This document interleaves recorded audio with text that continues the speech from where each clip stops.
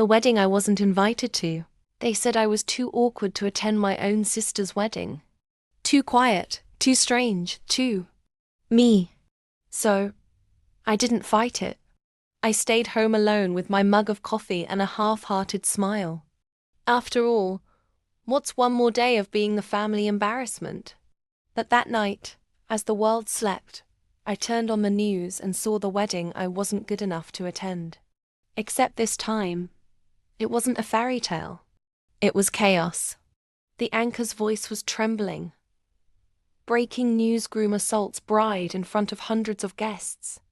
And there she was, my perfect sister. Mascara streaking down her face, veil torn, chaos swirling around her like confetti gone mad. Everyone had called it the wedding of the year. I just didn't know it would end like a crime scene. Now, before you think I was happy, no. I wasn't, but something in me shifted. Because while my family had been busy silencing me, they'd also silenced the one truth I'd been trying to tell them for months. I knew that man, the groom. I'd seen him grab her arm too tightly at dinner. I'd heard the tone in his voice when he told her what to wear. I'd warned her and my parents that he wasn't safe. They told me to stop being dramatic, that I read too much into things. So I watched quietly, as they chose the perfect venue, the perfect dress, and the perfect disaster. And that's when my revenge began, not against my sister, but against the illusion that my silence meant weakness. The next morning, I packed my laptop and drove to the local newsroom. I had photos, screenshots, messages, receipts of every red flag I'd tried to show them.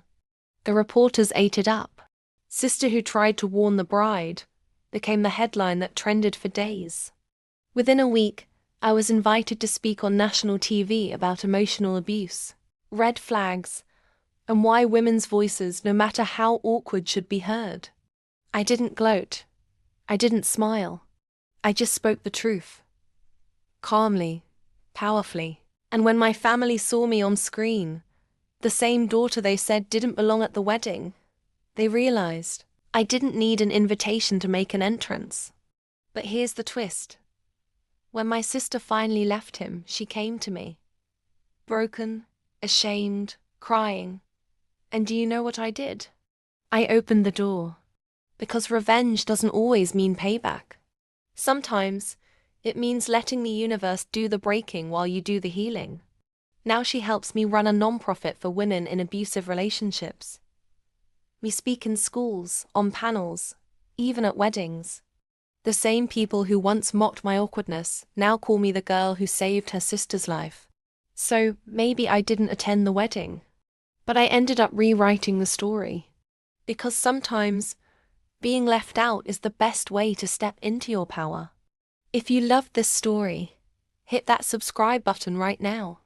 Join me for more real, raw, and razor-sharp tales where karma doesn't knock, it enters with a headline.